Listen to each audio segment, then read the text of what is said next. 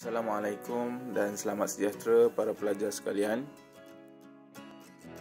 Hari ini kita akan membincangkan unit 5, rekreasi dan kesenggangan. Dan dalam topik kali ini kita akan membincangkan dua jenis aktiviti. Yang pertama ialah explore race dan yang kedua ialah obstacle race. Aktiviti seperti ini sebenarnya dapat meningkatkan kecergasan fizikal, yang membina pemikiran positif dan memupuk nilai-nilai murni seperti semangat kerjasama, semangat berpasukan dan menghadapi situasi sukar. Yang pertama kita akan lihat ialah perlumbaan eksplorasi ataupun explore race. Dalam perlumbaan ini peserta perlu menyelesaikan tugasan ataupun soalan yang diberikan di setiap checkpoint. Akan ada petugas di setiap checkpoint yang dilantik untuk memastikan peserta menyiapkan tugasan itu mengikut yang telah ditetapkan. Setiap checkpoint boleh melibatkan 5 ataupun 10 mengikut situasi dan masa perlumbaan. Tempoh yang dirancang untuk pertandingan ini bergantung kepada tahap kesesuaian kalau peringkat sekolah ataupun melibatkan pelajar, biasanya ia tidak terlampau lama dan kawasan yang tidak luas supaya aktiviti ini berjalan dengan lancar dan selamat. Aktiviti ini biasanya dilakukan di kem-kem motivasi ataupun kem team building, sama ada di peringkat sekolah ataupun di peringkat sektor pekerjaan.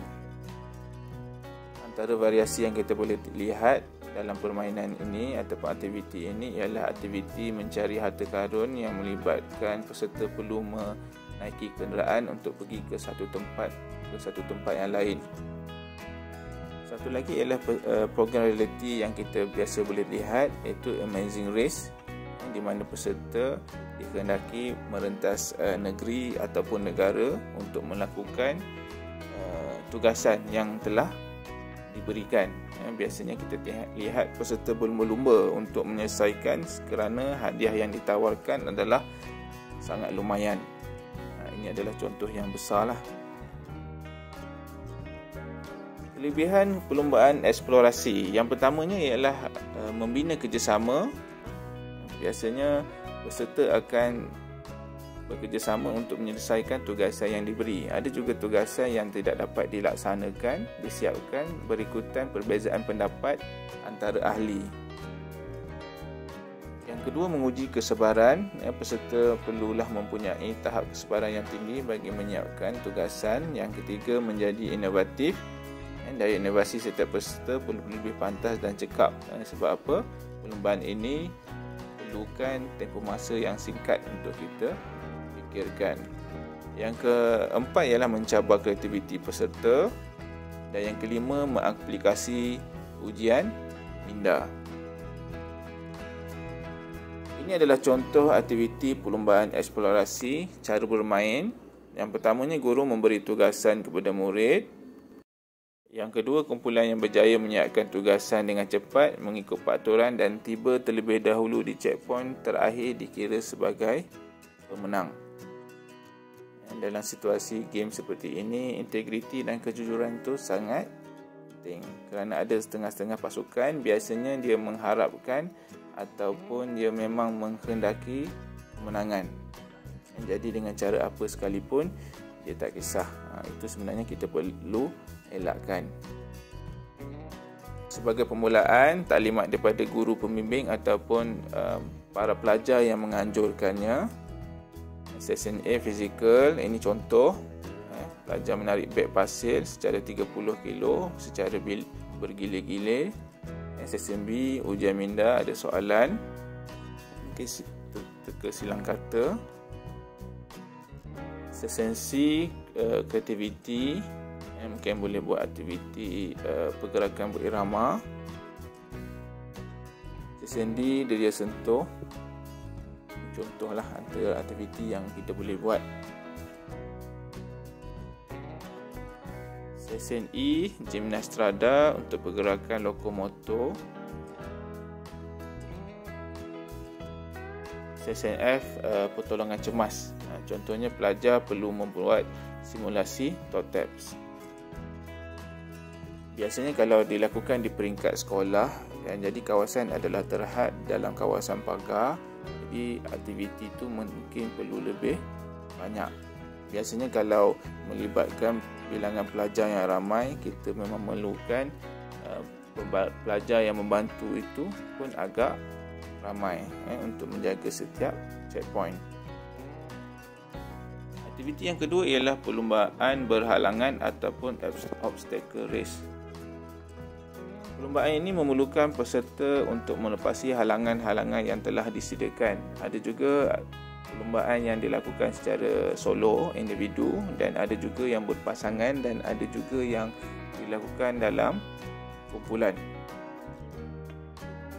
Dalam perlumbaan ini, peserta perlu melalui pelbagai jenis halangan dan laluan yang disediakan. Ada halangan yang memerlukan peserta merangkak, melompat, memanjat, berlari, dan ada juga yang memerlukan peserta mengangkat beban. Aktiviti ini memerlukan kecergasan fizikal yang baik untuk para peserta melepasi setiap halangan. Antara aspek kecergasan fizikal yang diuji ialah daya tahan kardiovaskular, daya tahan otot, kekuatan otot. Selain itu, para peserta memerlukan kekuatan mental yang tinggi untuk menghabiskan perlumbaan. Pertandingan perlumbaan berhalangan yang terkenal di Malaysia ialah Viper Challenge dan Spartan Race. Spartan Race ni ada kategori beginner dan ada kategori super. Manakala perlembagaan berhalangan yang terkenal di dunia adalah Ninja Warrior. Ninja Warrior ni individual. Ninja Warrior ni memang memerlukan tahap kecergasan yang tinggi kerana halangan-halangan yang disediakan agak memang mencabar. Kelebihan perlumbaan berhalangan, yang pertama menguji kesabaran, yang kedua menguji ketahanan fizikal, yang ketiga memupuk kerjasama jika berpasangan atau berkumpulan, empat menzahirkan minda yang pintar, dan yang kelima menguji kecergasan fizikal. Ini adalah contoh aktiviti perlumbaan berhalangan yang boleh kita lakukan di sekolah. Cara bermain, murid dibahagikan kepada beberapa kumpulan. Setiap kumpulan perlu menamatkan setiap halangan. Hanya boleh bergerak ke stesen berikutnya selepas menamatkan halangan di stesen yang disediakan.